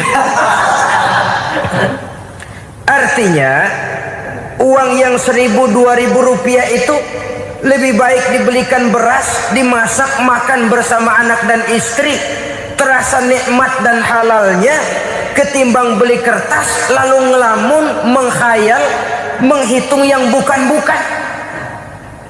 Itu kertas dibolak madep ulon, dibolak madep mudik, diputar sana, diputar sini, akhirnya palanya ikut muter. Kira-kira apa yang cocok? Masih belum puas kertas dilihat orang gila ditanyain. Sudah tahu waras orang gila yang ditanya, masih belum puas nanya orang gila tidur di kuburan. Allahu Akbar. Padahal di rumahnya tempat tidurnya empuk, anget, nggak ada nyamuk. Kuburan, tidur di kuburan.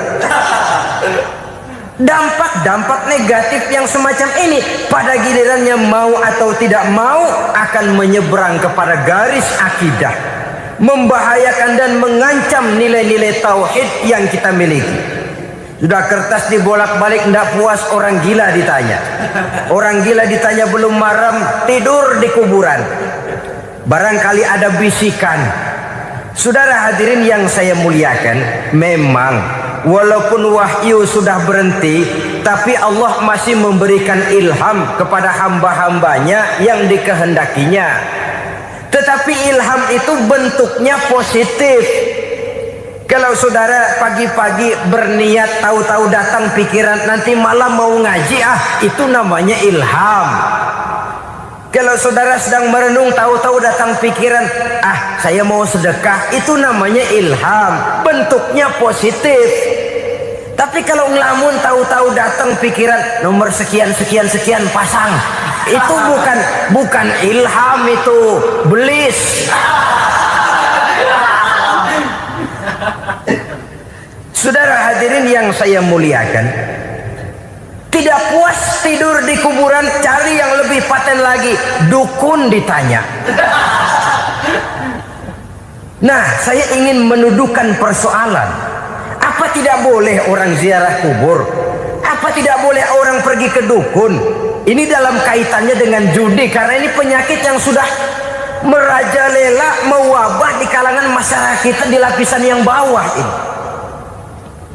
Saudara hadirin yang saya muliakan, ziarah kubur bukan saja boleh, malah dianjurkan oleh Nabi.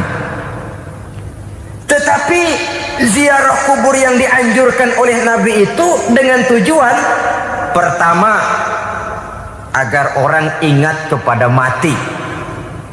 Kafa bil mauti wa'izah, kata Nabi.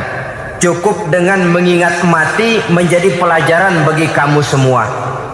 Maka etikanya diajarkan, kalau saudara ziarah kubur, sampai di depan pintu kubur itu kan, Assalamualaikum ya ahlal kubur wa inna insyaallahu bikum lahikun. Kami satu saat insya Allah pasti akan menyusul kamu. Kalau kamu sekarang berbaring di sini, satu saat kami akan berbaring di sini. Ziarah kubur mengingatkan orang kepada mati. Orang yang ingat kepada mati, gaya hidupnya lain dengan orang yang tidak ingat mati. Nah, orang kalau nggak ingat mati, gaya hidupnya nggak terkontrol. Kalau dia berkuasa, Fir'aun. Itu nggak ingat mati. Kalau dia kaya, Korun. Sudah gambarannya nggak merupakan gambaran-gambaran yang baik. Orang yang ingat mati, dia berkuasa, dia berlaku adil. Suatu saat saya akan mati dan ini akan dimintakan pertanggungan jawab.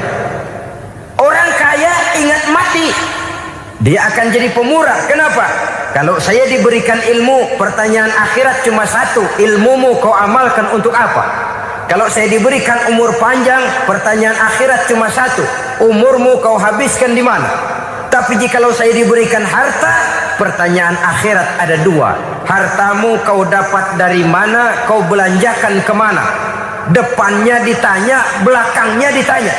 Dapat dari mana, dibelanjain kemana? Coba dua-duanya berkaitan dengan kegiatan. Kadang-kadang dapatnya dari jalan yang baik, tapi keluarnya ke tempat yang tidak baik, itu pun tidak betul. Atau dapatnya dari yang tidak baik, tapi dibelanjakan untuk yang baik, itu pun tidak bisa diterima. Oleh karenanya, dengan mengingat mati, gaya hidup seseorang jadi terkontrol karenanya. Yang kedua, dianjurkan kita untuk berziarah kubur itu mendoakan orang-orang yang sudah meninggal. Mal mayyitu fi qabrihi illa kal gharikil mutaghawis, kata Nabi. Orang yang sudah meninggal itu di alam barzakhnya adalah seperti orang yang tenggelam di lautan, menunggu doa dari keluarganya yang masih hidup. Apakah itu anaknya, kemenakannya, cucunya, dan lain sebagainya. Adapun yang kalau kita ziarahi itu kuburnya orang-orang yang kita tahu merupakan orang soleh, orang yang berjiwa bersih, yang kita kenal ketakwaannya kepada Allah Subhanahu wa ta'ala, tidak ada salahnya kita bertabarruk, asal jangan dengan satu keyakinan bahwa dia secara mandiri bisa mendoakan kita.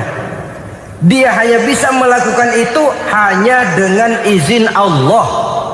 Nah, umumnya orang kalau sudah ziarah ke kubur-kubur keramat itu Allahnya kelupaan.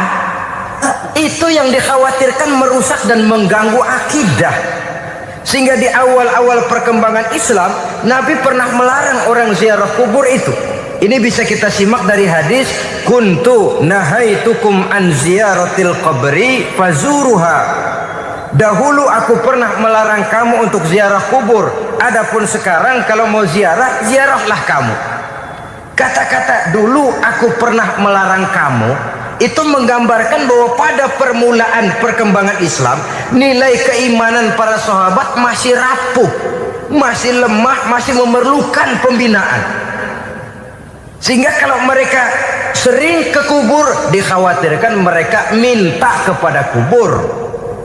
Nah, tetapi tatkala nilai keimanannya sudah mapan, sudah kuat, kata Rasul, fazuruha. Adapun sekarang kalau mau pergi berziarah, ziarahlah kamu.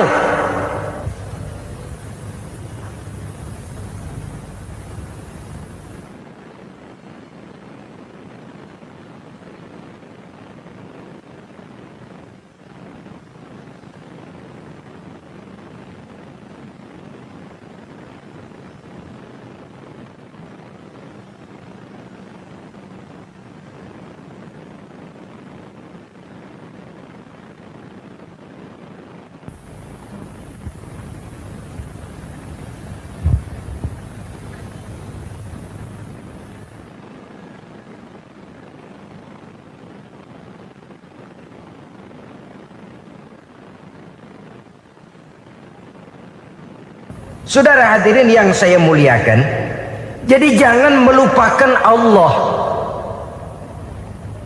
Saya bisa saja berkata, kalau saya misalnya pakai cincin, lalu saya bilang, saya sejak pakai cincin ini, jangan anak gadis, nenek-nenek ngelihat saya lemes. Atau sejak pakai cincin ini dagangan laris bener.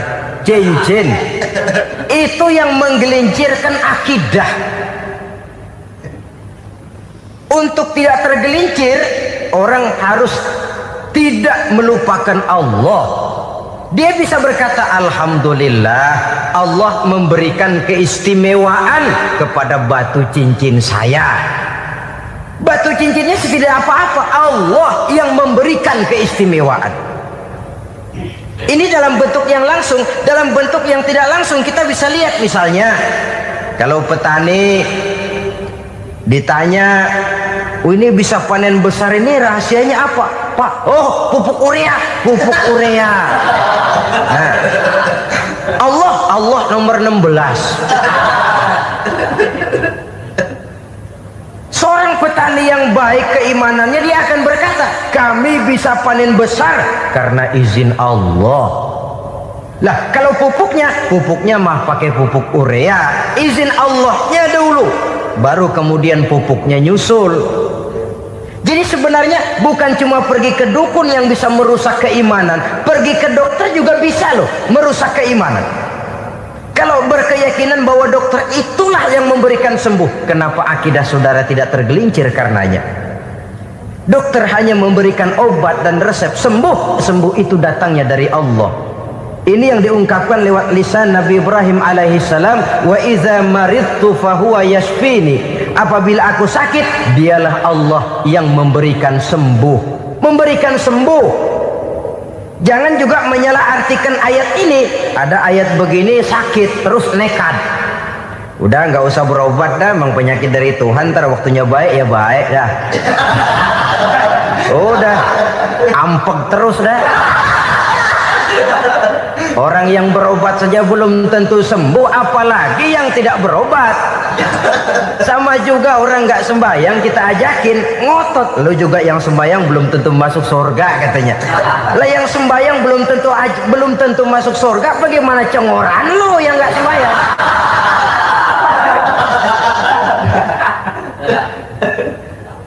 Saudara hadirin yang saya muliakan, kaum muslimin yang berbahagia. Jadi dengan demikian, maka jangan menghilangkan Allah. Kita, ajaran pokok dalam Islam adalah ajaran tentang tauhid. Nah, tauhid ini menyangkut mengesahkan Allah baik di dalam zatnya, baik di dalam sifatnya, baik di dalam perbuatannya, baik di dalam beribadah kepadanya. Tauhid dalam ibadah itu ada. Tauhid dalam zat artinya zat Allah itu tidak tersusun, tidak terdiri dari bagian-bagian yang bisa pecah-pecah. Ya seperti kita ini kan ada kepala, ada kaki, ada tangan. Allah tidak tersusun zatnya dari bagian-bagian. Esa zatnya tidak bisa dibagi-bagi. Esa sifatnya artinya Allah itu sifatnya tidak pernah berubah. Sejak dahulu sampai sekarang Allah itu cinta kepada orang beriman yang melakukan kebaikan. Dan Allah benci kepada orang kufur yang melakukan kejahatan. Mustahil satu saat Allah berubah. Orang kufur yang berbuat kejahatan didemenin, orang mukmin yang berbuat kebaikan dikeselin. Misalnya tahun 2000 Tuhan giliran jengkel sama orang mukmin. Itu mustahil. Dia esa di dalam sifatnya. Lain dengan sifat kita manusia. Sifat kita ini kan relatif. Ada saatnya kita senang, lain saat yang kita senang betul kita caci maki. Hari ini kita caci maki, besok kita puji. Lihat teman kaya, habis kita omongin, boleh jadi dia kaya. Kenapa? Dukunnya 36. Nah. Begitu kita habis caci maki begitu, dia datang ngasih duit sama kita. Cacian itu bisa berubah menjadi pujian. Lu ya emang bukan main dah. Sifat kita itu relatif, bisa terpengaruh oleh situasi dan kondisi. Saudara hadirin yang saya hormati, kaum muslimin yang berbahagia, Allah juga esa di dalam perbuatannya.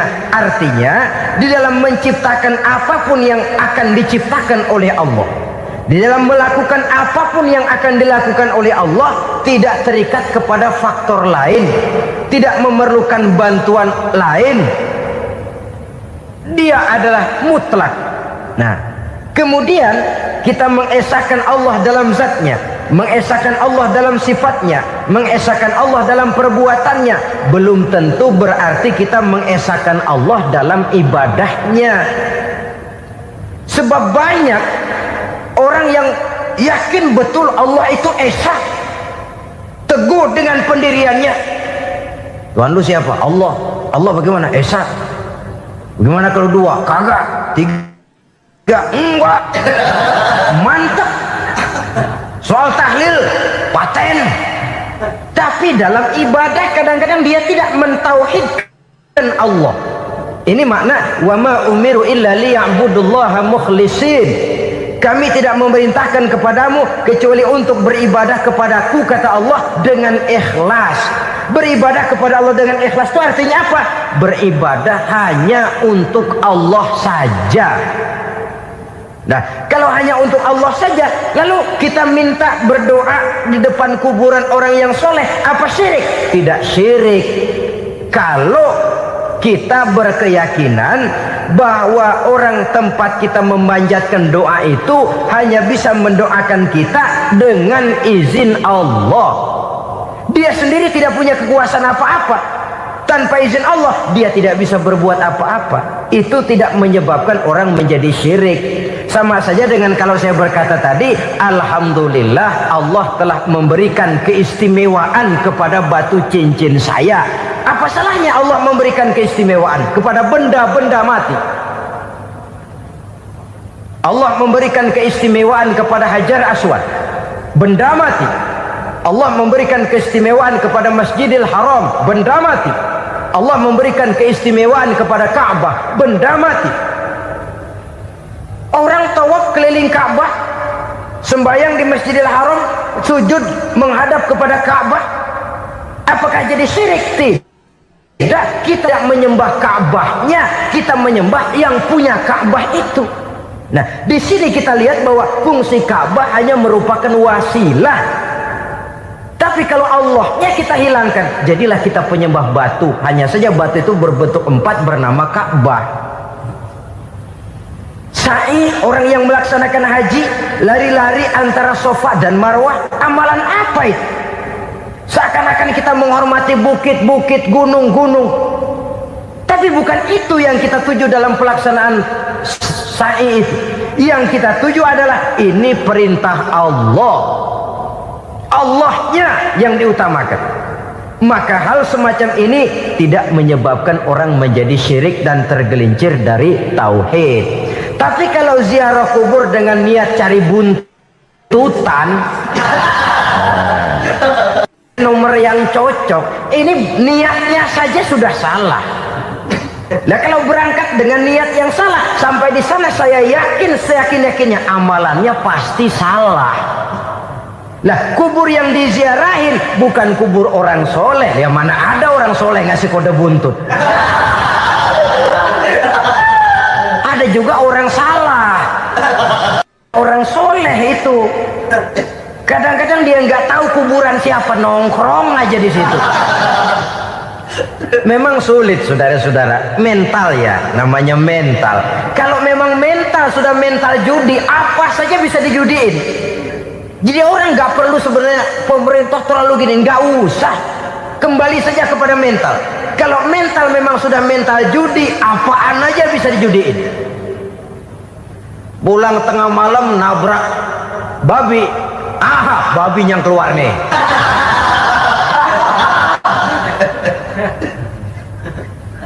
Mobil lewat, nomornya bisa dijudiin. Bajai lewat, bajai bisa dijudiin. Mental. Kalau memang mental sudah mental judi, apapun saja bisa dijudikan. Saudara hadirin yang saya muliakan, lalu bagaimana dengan dukun? Ya, saudara hadirin, pergi ke dukun hakikatnya sama dengan pergi ke dokter. Orang berusaha melaksanakan yang namanya syariat, hakikatnya kembalikan kepada Allah. Syariatnya kita laksanakan. Tetapi, nah ini tetapi, yang pertama saudara harus tahu betul dukunnya itu bayang apa enggak, agamanya kuat apa enggak.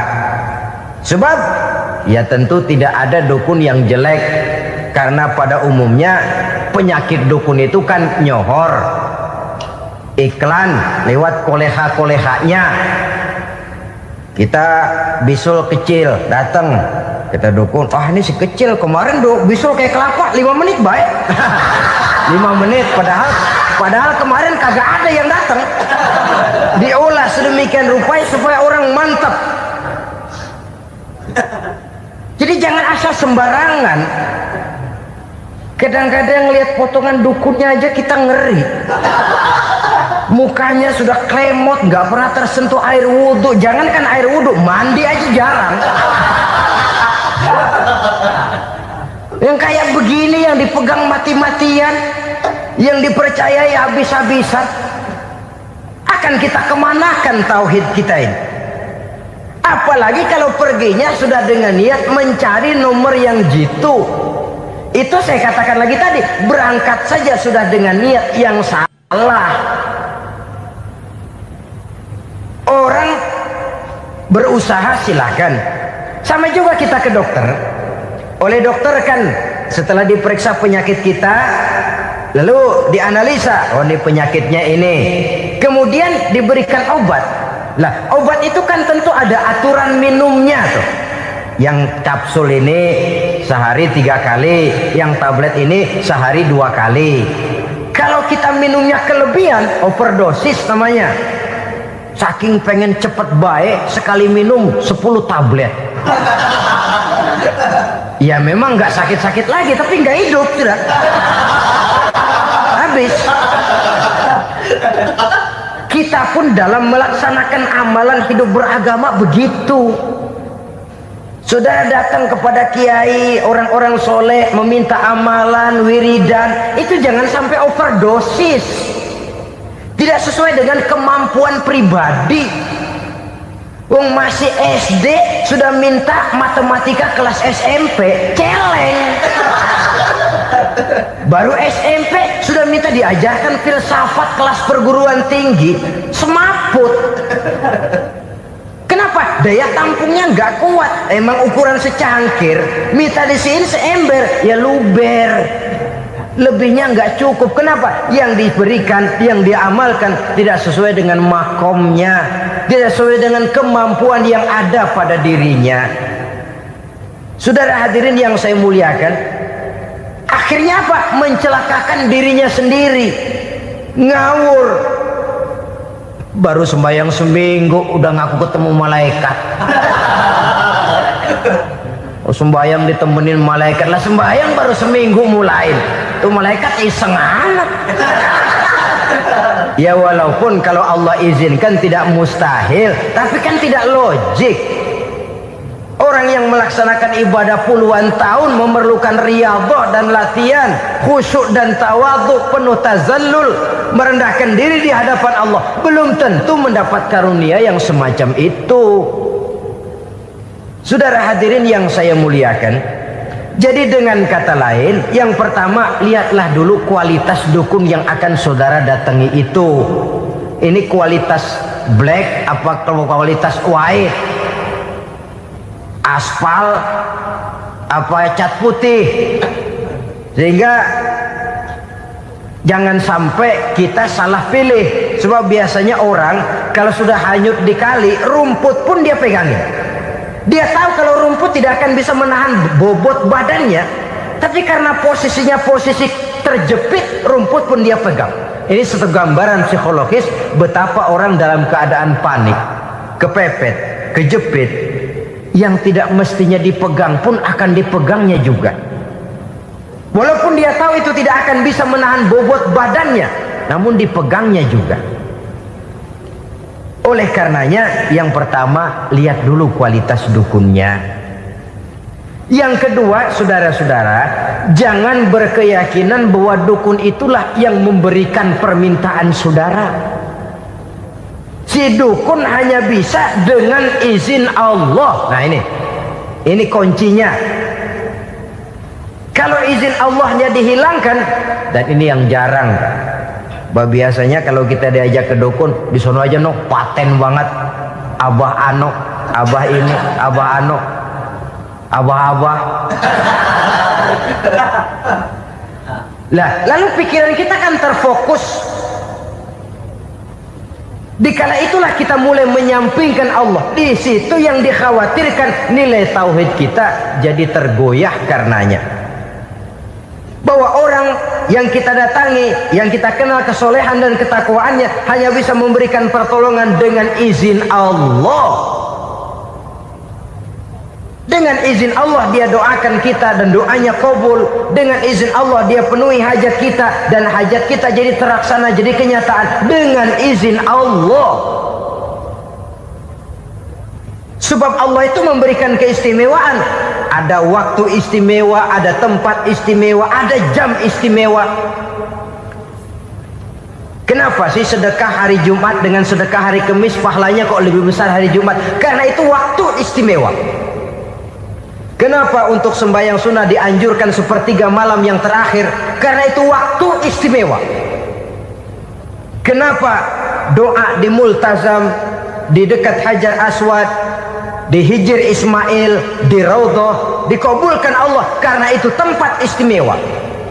Memang kadang-kadang ada orang berkata, kalau mau berdoa kenapa mesti di kuburan wali? Di rumah juga berdoa, Tuhan dengar. Betul, Tuhan dengar, bahkan tidak berdoa pun Allah tahu isi hati kita.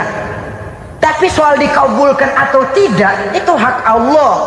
Dan Allah memberikan fasilitas kepada tempat-tempat tertentu dan istimewa. Dan itu diajarkan oleh Nabi. Di Raudhah perbanyak doa. Kenapa? Itu tempat yang mustajabah. Artinya Allah memberikan keistimewaan kepada tempat-tempat tertentu. Dalam konteksnya dengan ini, makom para aulia, para wali, para ulama soleh, tidak ada salahnya kita berdoa di sana, bertawassul. Bukan meminta kepada si kiai, bukan meminta kepada si ulama, bukan meminta kepada si wali, meminta kepada Allah melalui tempat yang orangnya kita yakin dekat dengan Allah. Walaupun Allah tidak memerlukan perantara, itu jelas. Allah tidak memerlukan calo, memang. tapi Allah menyediakan waktu dan tempat-tempat istimewa, itu harus kita manfaatkan untuk mendekatkan diri dan berdoa kepadanya. Saudara-saudara kaum muslimin rahimakumullah, saya kembali dalam konteksnya dengan dukun yang akhir-akhir ini jadi populer karena merajalelanya judi sampai kepada desa-desa, pedesaan-pedesaan terpencil, yang akibatnya menjauhkan orang dari nilai tauhid. Padahal benar kalau orang berkata kadzabal munajjimun walau sodaku, tukang-tukang ramal itu bohong walaupun benar. Kalaupun betul, kebetulan. Itu maksudnya bohong walaupun betul, betulnya betul kebetulan. Maka para remaja itu biasanya gemar kepada membaca bintang Anda minggu ini, kan begitu toh? Nah, apa Aries, apa Virgo, apa Leo dan sebagainya, dan itu memang menarik untuk dibaca. Rezeki sebelah kulon, asmara anget. Saudara hadirin, hal yang semacam ini boleh saja untuk dibaca, tapi tidak untuk diyakini kebenarannya. Boleh saja untuk dibaca, tapi tidak untuk diyakini kebenarannya. Karena meyakini kebenarannya sama saja dengan mendahului Allah, dan itu bisa menggelincirkan nilai-nilai tauhid kita. Tauhid dalam ibadah, saya katakan tadi, menyembah hanya kepada Allah, bermohon hanya kepada Allah dengan menggunakan fasilitas-fasilitas yang disediakan oleh Allah, baik berupa waktu maupun tempat-tempat tertentu dan orang-orang. Ya, kalau waktu dan tempat saja ada yang diberikan keistimewaan oleh Allah, padahal tempat itu benda mati, apalagi manusia yang merupakan makhluk hidup. Saudara hadirin yang saya muliakan, saudara-saudara kaum muslimin yang berbahagia, sehingga dengan demikian kita tetap menjaga nilai-nilai akidah, dan dengan ini syariat kita laksanakan tanpa membuang hakikat. Sebab hakikat tanpa syariat itu kosong. Syariat tanpa hakikat juga tidak ada tujuan. Yang penting hati bersih, nggak sembahyang nggak apa-apa. Mana bisa begitu, Mas? Kalau memang hati bersih nggak usah sembahyang nggak apa-apa. Nabi Muhammad dulu berhenti dong sembahyang. Sebab beliau orang yang hatinya paling bersih. Nah, orang yang hatinya paling bersih saja sembahyang yang nggak berhenti, masa kita lalu mau berhenti? Yang penting kan kita bisa dekat dengan Allah melalui perasaan, banyak-banyak ingat. Apa itu sembahyang? Macam-macam. Itu hakikat saja tanpa syariat ya tidak bisa. Syariat saja tanpa hakikat juga gerak lahir yang tanpa roh namanya. Kita melakukan sholat tapi kita tidak tahu untuk apa kita sholat dan kenapa kita sholat dan siapa yang kita sembah di dalam kita sholat. Sehingga dengan demikian keduanya tidak bisa terpisahkan satu sama lain, seperti halnya kulit dan isi. Barangkali pernah saya ingatkan, kulit penting, isi pun juga penting. Hakikat penting, syariat juga penting. Dan kita jangan salah mengartikan, terjebak dalam ucapan-ucapan yang masih memerlukan penafsiran, sehingga lalu kita cenderung mendiskreditkan dan menjelekkan para wali. Misalnya ada ucapannya Syekh Abdul Qadir Jailani yang berkata begini, barang siapa yang masuk ke rumahku lalu ia memakan makananku, maka ia akan masuk surga. Ini kalau ucapan ini dipahami secara apa adanya, ya jelas orang bisa tergelincir. Tapi kalau ditafsirkan secara betul, siapa yang masuk ke dalam rumahku? Di mana rumah Syekh Abdul Qadir? Di mana umumnya rumah para wali? Di masjid. Jadi siapa yang masuk ke dalam rumahku? Masjid. Lah kalau sudah di dalam masjid, makanannya apa? Getuk. Tentu saja Ya tidak. Kalau sudah di masjid itu ya makanannya ya wirid, zikir, tahajud, baca Quran, paling kurang i'tikaf. Jadi siapa yang masuk ke masjid lalu dia sujud, wirid, zikir, ya jelas saja surga. Jangan membaca ucapan ini lantas rame-rame nyari bekas rumah Syekh Abdul Qadir. Rame-rame masuk ya rumah kecil. Saudara hadirin, kita terlalu terpaku kepada materi ucapan dan melupakan filsafat daripada ucapan itu sendiri. Dalam kondisi yang sedemikian sangat boleh jadi orang lalu tergelincir karenanya. Oleh karena itulah saudara-saudara, saya kembali kepada satu prinsip, bahwa sebenarnya dengan tidak perlu menyalahkan pihak-pihak lain, mari kita kembali kepada sikap mental kita sebagai muslim. Kalau mental memang sudah mental penjudi, apapun bisa dijudikan. Tapi kalau mental itu tidak ada, walaupun di kiri kanan dan depan belakang banyak dibuka tempat-tempat perjudian, saya yakin kita akan mampu menahan dan menjaga diri. Sikap mental inilah yang memerlukan pembinaan dari kita semua. Sehingga dengan demikian kita akan menjadi pribadi-pribadi yang bisa bertahan dari segala gempuran-gempuran yang datang dari luar karena adanya prinsip ketahanan mental itu tadi. Sekali lagi saya ingatkan bahwa judi selamanya tidak akan pernah mendatangkan kebahagiaan. Judi tidak akan membuat orang menjadi kaya. Judi tidak akan membuat orang makin akrab berteman dan bersaudara. Yang jelas judi melahirkan permusuhan dan dendam, membangkitkan rasa malas, memulukan angan-angan tanpa mau peras keringat dan banting tulang, melalaikan orang dari tanggung jawab dan kewajibannya, membuat ia lupa kepada anak, istri dan seluruh keluarganya, dan pada akhirnya dia akan terjebak dalam satu permainan yang makin menjauhkan dia dari proses kesadarannya sebagai manusia. Sebagai uraian penutup, marilah kita renungi firman Allah dalam Al-Baqarah ayat 208. A'udzubillahi minasyaitonir rajim. Ya ayyuhalladzina amanu dukhulu fis silmi kafah wa la tattabi'u khutuwatis syaitan innahu lakum aduwwum mubin. Hai orang-orang yang beriman, masuklah kamu ke dalam keselamatan. Masuklah kamu ke dalam Islam secara keseluruhan. Jangan kamu mengikuti jejak-jejak setan, karena setan adalah musuhmu yang nyata dan jelas. Judi termasuk jejak-jejak yang ditinggalkan oleh setan untuk diikuti oleh kita agar kita mendapatkan kesengsaraan baik di dunia, lebih-lebih di akhirat nanti. Semoga Allah selamatkan kita, Allah selamatkan seluruh bangsa kita dari penyakit-penyakit judi yang melahirkan efek-efek negatif dalam kehidupan. Terima kasih atas perhatian saudara. Mohon maaf atas segala kekurangan. Usikum wa nafsi bitaqwallah.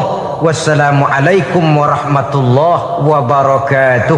Waalaikumsalam warahmatullahi wabarakatuh.